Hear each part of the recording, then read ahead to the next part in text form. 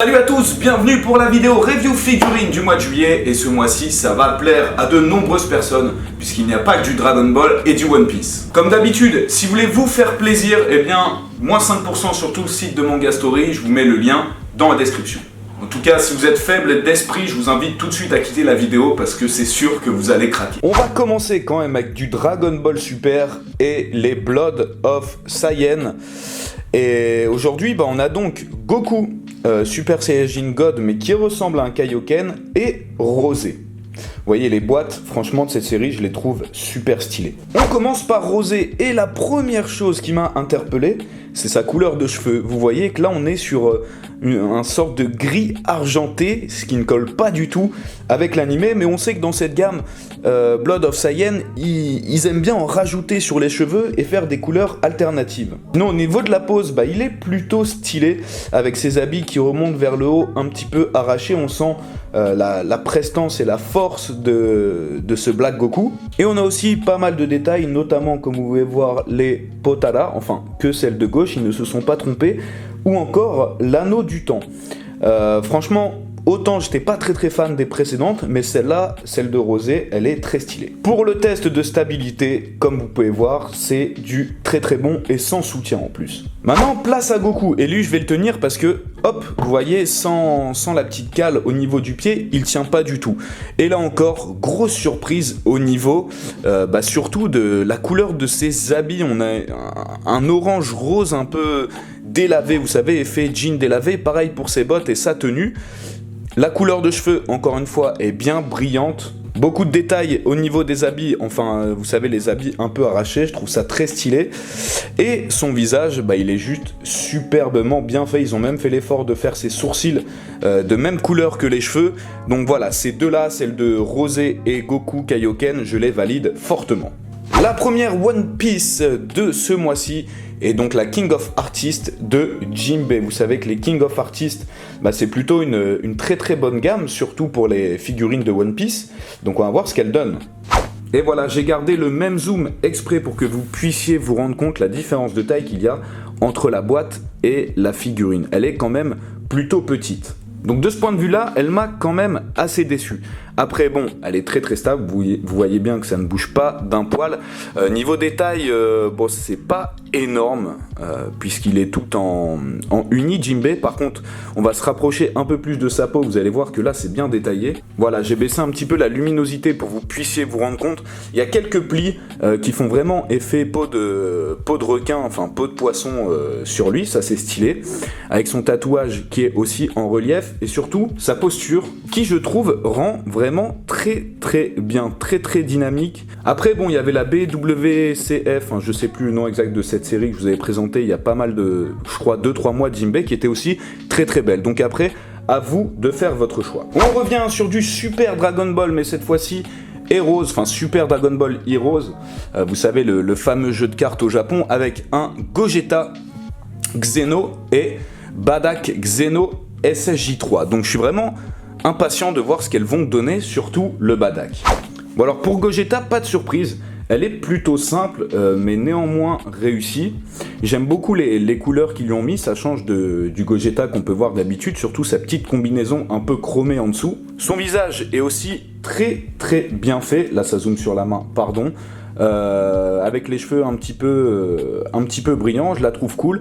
Après moi personnellement je préfère l'ancienne qui est sortie, vous savez, où il lève le doigt au moment où il bat Janemba, mais après c'est question de préférence, surtout qu'on avait un petit socle avec Goku et Vegeta. En revanche, celle de Bardock SSJ3, c'est une à avoir pour moi, déjà pour sa touffe. Regardez-moi cette touffe de cheveux, on a même un petit bâton pour pouvoir la tenir, tellement c'est imposant. J'adore les figurines de SSJ3 parce que je trouve que c'est les mieux réussis. Au niveau de l'armure et du corps, par contre, c'est assez simpliste, mais le travail est bien fait. Mais encore une fois, je le répète, moi ce qui m'impressionne sur cette figurine, c'est le travail fait sur la coupe du SSJ3. Son regard est bien fait, tu vois qu'il est quand même assez vénère. J'aime beaucoup sa pose, tu vois, c'est une pose en train de dire fais gaffe, là je suis en train de lever la main, je vais bientôt t'exterminer.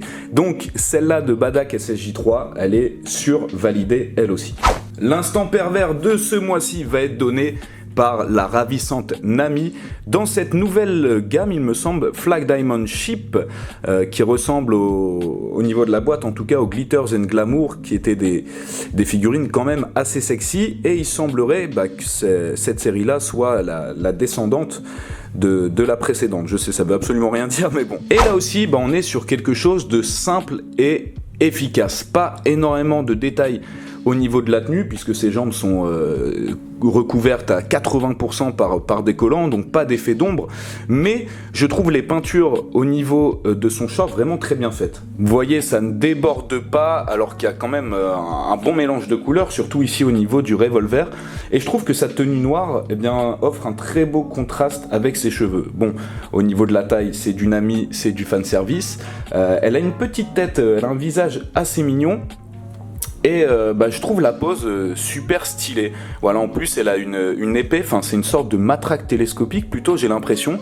On a l'effet de matière caoutchouteux au niveau de sa matraque, donc sur ça c'est très bien fait. Je m'attendais à pas grand chose sur celle-là et franchement elle est jolie, parce que là on a du fanservice, mais on a en plus une belle figurine avec une bonne posture, assez stable, et des habits assez originaux. Enfin, vous ne pourrez plus dire à quand les figurines My Hero Academia. Ça y est, Banpresto Presto a sorti les premières, les DXF figures SP, donc de Bakugo et de Midoriya. Elles sont sorties il y a un petit moment au Japon, mais à croire que le succès de l'anime a donné envie à Banpresto de les sortir en France. Alors on le sait, les DXF sont pas les figurines les plus qualitatives de Banpresto, c'est souvent du premier prix, mais bon, rien que le fait que ce soit du My Hero Academia, je trouve que ça vaut le coup et ça change pas mal. Je trouve qu'il y a eu un gros effort de fait sur Bakugo au niveau de sa tenue. Les couleurs sont bien respectées, même Deku au niveau du visage, il est plutôt bien, les postures sont cool. Et voilà, encore une fois, pour des DXF, franchement, elles sont plutôt bien faites comparé à ce qu'on a pu voir d'habitude. Elles font moins cheap que d'autres DXF, par exemple. N'oublions pas, encore une fois, je vous le répète, que c'est du premier prix de Banpresto. Donc c'est très très bien. Merci à Banpresto, je salue le geste d'avoir sorti ces My Hero Academia. Ça fait vraiment plaisir, surtout quand on connaît le prix de celle-ci au Japon. Ce mois-ci, encore 2 nouvelles figurines fesses Sangoku, vous savez, qui font toutes les formes de Goku. Et cette fois-ci, on a un Goku SSJ4 et Black Goku.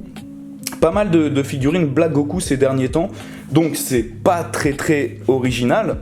Je pense qu'ils auraient pu s'en passer, mais ils voulaient, comme ils aiment bien sortir les figurines en paire, ils ont mis Black Goku. Par contre, très impatient de voir la Goku SSJ4, qui n'est pas un personnage qu'on a l'habitude de voir en figurine. On commence donc avec la Black Goku, je vais juste dire simple mais efficace. Voilà, elle est bien, elle est belle, mais pas forcément mieux que les précédentes. Par contre, sa posture est assez cool, surtout si vous le mettez dans ce sens-là ou dans celui-là. Vous voyez, ils ont mis dans le socle un petit cale-pied. Voilà, j'ai pas grand-chose à dire sur celle-ci. Elle est simple et efficace, mais pas non plus transcendante.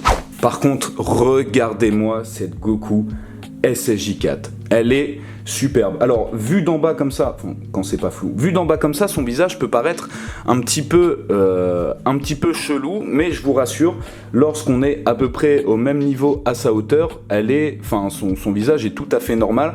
En fait, il a une expression un petit peu particulière. J'aime beaucoup l'effet des poils apportés à son torse. Par contre, bon, je l'aurais fait un petit peu plus rouge. Là, c'est vrai qu'il se rapproche plus du rose que du rouge.